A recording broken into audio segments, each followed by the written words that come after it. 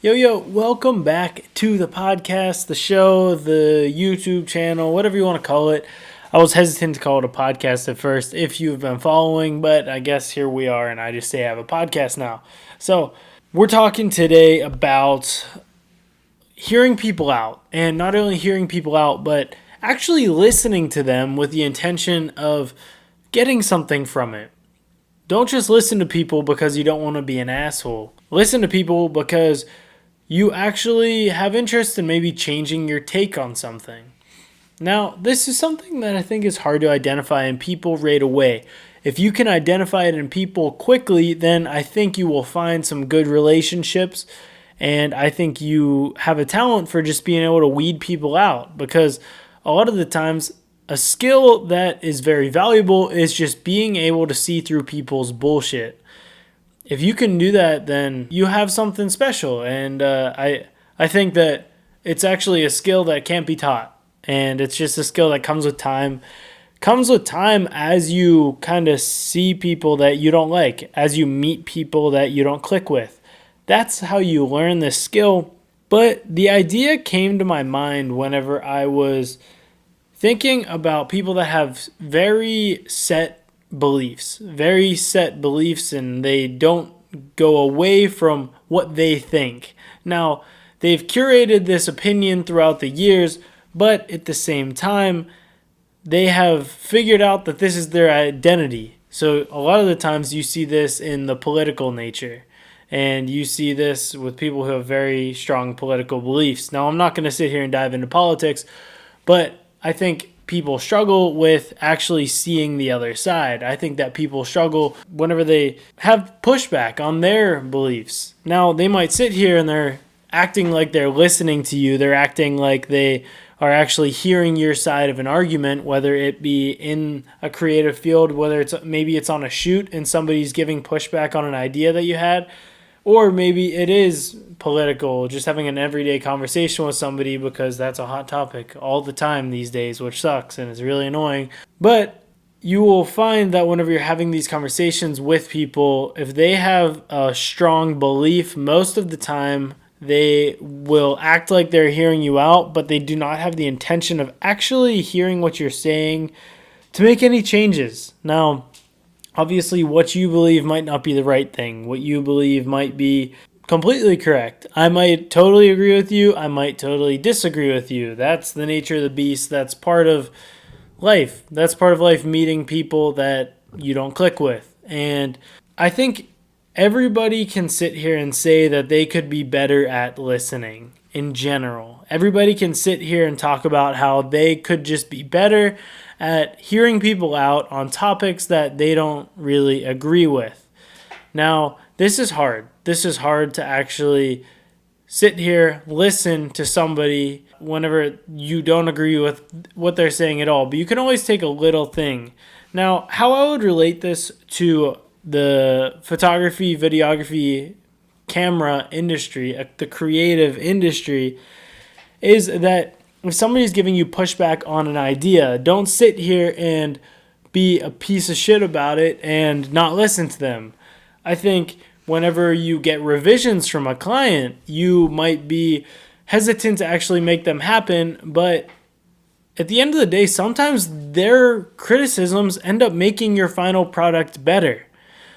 If you're creating your own content and you're just getting somebody's opinion, well, then you don't have to take what they're saying to heart. You don't actually have to make that improvement, make that change. But if you're working on a client project that you were really pumped on whenever the first draft came along, and then they gave some changes that you don't necessarily agree with, you have to make them. You can give your 2 cents if you would like, and you can talk about how maybe you think there's a better direction that you could go in. But sometimes whenever clients give their feedback, they are looking at it from an outside perspective. They are looking at it from somebody who hasn't seen this footage hundreds of times. Whenever you're editing a big project, you have watched through your video so much, and there are things that you don't want to change because you know that it'll take a while. But that client might give you that change as a revision, and it'll end up helping the final product at the end of the day. if you sit here and think that your eyeballs, that your creative eye is the best possible thing that there is, that's the best possible take that you can have, well, then your projects are never going to be that good. You need to realize that there are people that are just as good, if not better than you, at a lot of different things. There are people that have been in it for longer and they have seen little mistakes throughout the years. There are people that are more seasoned in maybe the kind of project that you are making. So they might be in documentaries for a while, and now you're working with them and you're working on your first documentary. That person is going to have experience with different things that have and have not worked for them in the past. Whenever you are working on a project for the first time ever, or the first time in a while, then you just haven't had that much experience. You haven't had enough under your belt to have the final say. And that's where the beauty is in actually taking a step back and maybe taking a smaller role. Maybe one of your friends shoots and directs documentaries all the time. Well, maybe it makes sense if you get asked to do a documentary project to tell them, hey, I want you to direct this and I will just shoot it. That is a great decision because that client is going to be happy because they know that the person that now is in charge is the one that has done a lot of documentaries in the past. This person might have reached out to you thinking that you are capable of it, but you need to swallow your ego and realize that you're not perfect. And you need to swallow your ego and think, well, this person just finished this documentary and it was beautiful. And it is one of the best films I've seen in a while. So the budget's there, so I will bring them on to direct it. So this is my work still, but this person is just better for the job. Maybe you have to do a studio photo shoot and you don't do studio photos. Get the budget from the client, close that deal, and bring on a different photographer who does a lot of studio photos because they might be better than you will. Now, there is the time where you don't have that big of a budget. There is the time where you can't afford to pay somebody different to come on. In those times, seek out advice. In those times, seek out advice from people that you know work a lot in those industries and get their opinions maybe before you even commit to the deal. There's nothing worse than whenever you overcommit and underdeliver. You should undercommit, overdeliver. You should promise 1 video, 2 videos, and then maybe deliver 4 social assets on top of that. That's how you get on the good side of a client.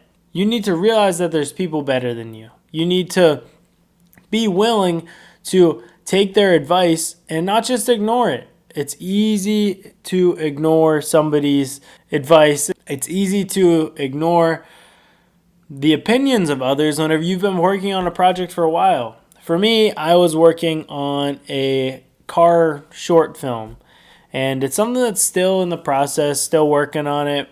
But at the same time, I got my friends to help me out with it because I knew that I might not be the best person for the job.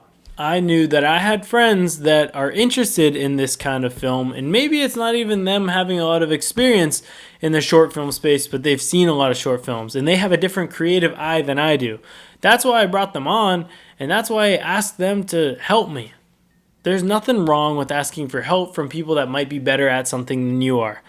So I just think that a lot of people need to realize that listening to somebody does not mean that you are actually being present and taking what they have to say to heart.